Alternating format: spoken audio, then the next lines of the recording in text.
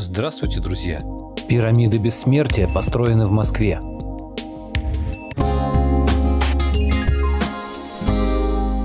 Не только в древности и средневековье формировалась эзотерическая и сакральная карта столицы. Это продолжалось и при советской власти. Сталин, как известно, не был чужд оккультных знаний. Говорят, что он планировал перестроить Москву в виде планетарной системы. Для этого были спроектированы кольцевая линия метрополитена с 12 станциями и 9 высотками в качестве планет. ВДНХ и Останкинская башня должны были представлять собой пояс астероидов. Кстати, высотки и кольцевая линия метро были построены одновременно.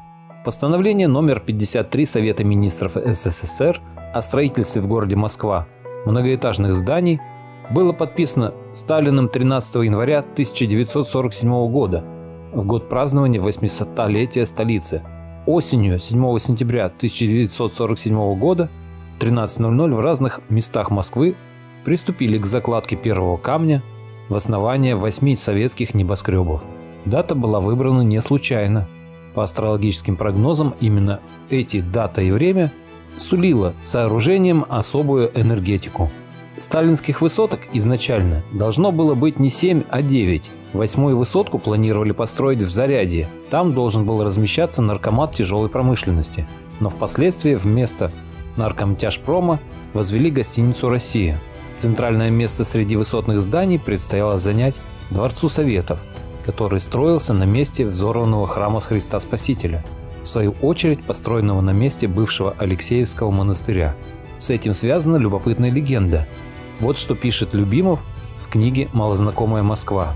Инокини Алексеевского монастыря закончили последнее богослужение. Монастырская утварь погружена на подводы, а настоятельница монастыря, игуменья, все не появлялась. И вдруг, неожиданно выйдя из кельи, приказала приковать себя цепями к дубу. Заранее подготовленные, верные ей инокини, желание игуменьи немедленно исполнили. Отказ игуменьи покинуть монастырь власти расценили как бунт, как неповиновение указу Николая I. Поэтому настоятельницу освободили от пут и насильно выдворили за ворота.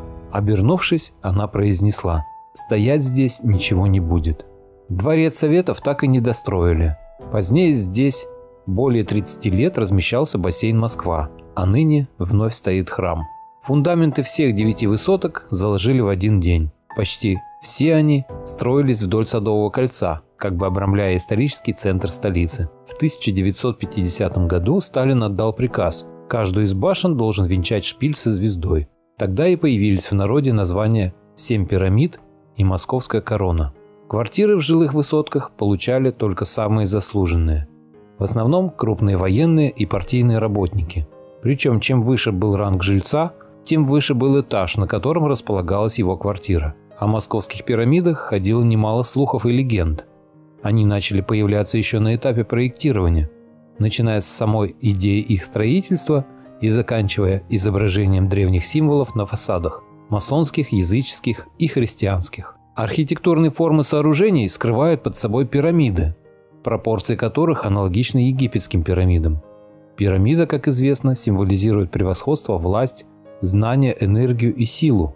Сталинские высотки в Москве отличаются особо прочным металлическим каркасом, и большинство эзотериков сходятся во мнении, что наличие металлической арматуры и шпилей предполагает использование зданий как грандиозных передатчиков энергии. В рассекреченных архивах КГБ практически нет фотографий хода строительства высоток, так как строили их заключенные, и публично данный факт афишировать не стоило. Жильцы этих домов хорошо знали о том, кто и каким трудом возводил эти стены, но предпочитали эту тему не обсуждать. Существует множество легенд и слухов о технологиях заморозки грунта, которые к тому времени действительно активно применялись, но только для строительства метро. Большинство таких легенд похожи на главы из романов будущего про использование для заморозки грунта жидкого азота, который, кстати, превращает металл и бетон в пыль, про третий подвал МГУ, где находятся громадные холодильные установки, которые поддерживают грунт под зданием в твердом состоянии. И если их отключить, то МГУ сползет в Москву-реку за 1 неделю. А еще история о том, что все сооружения имеют прямой выход к тоннелям метро. О здании МИДа говорили, что его верхний ярус не каменный, а фанерный, и что каждый год 31 декабря Туда поднимаются рабочие и подкрашивают стену. И все дело в том, что неправильно подсчитали затраты на строительство и на последний ярус денег не хватило. Вот его и построили из фанеры. Чушь идиотская, я считаю. По другой версии, Сталин увидел здание без верха и велел срочно его достроить, чтобы не походило на немилые его сердцу небоскребы Нью-Йорка. Подвалы и бункеры под сталинскими высотками до сих пор будоражат фантазию как профессиональных историков, так и любителей экстремальных путешествий. Никто доподлинно не знает, куда ведут туннели за ржавыми металлическими дверями в подвалах, замки которых открыть даже специальной техникой не всегда возможно. Все сталинские высотки в Москве были возведены по единой концепции: широкое основание, ступенчатая пирамида, остроконечные шпили и мотивы кремлевских башен. Участки под строительство советских небоскребов выделялись огромные, что ощутимо отличало их от американских, где плата за аренду участка под строительство не просто большая, а очень большая, и пирамидальная постройка в условиях рыночных отношений считалась непозволительной роскошью. Да у них и центральное отопление тоже непозволительная роскошь. Это только в условиях социализма можно такие блага строить. Мы можем только догадываться, какой могла быть Москва, если бы Сталин сумел реализовать свой грандиозный план по возведению всех высоток и других сооружений. Но мы можем с уверенностью говорить, что облик Москвы был бы навсегда изменен. Сталин приказал архитекторам построить пирамиды и скрыть их под архитектурной шелухой. Все генеральные планы и координаты сталинских высоток были строго засекречены. По сути, это были такие же пирамиды, как и в Древнем Египте, которые должны были стать своего рода энергетическими накопителями. Говорят, эти пирамиды, сталинки, могли бы концентрировать огромное количество энергии, что в итоге могло открыть путь к бессмертию. Возможно, это слухи, а может и нет.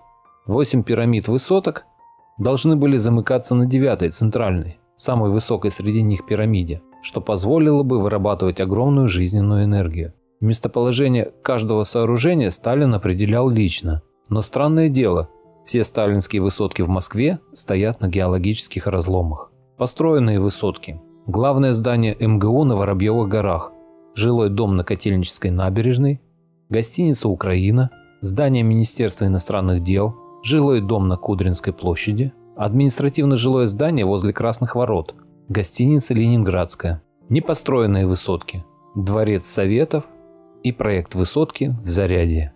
Спасибо, что были со мной. Вот такая интересная статья попалась мне сегодня, и я решил поделиться ею с вами. Надеюсь, вам было интересно. А если хотите не пропустить следующие мои выпуски, подпишитесь на мой канал и отметьте колокольчик. Всем спасибо за внимание. Буду рад вас видеть на своем канале снова.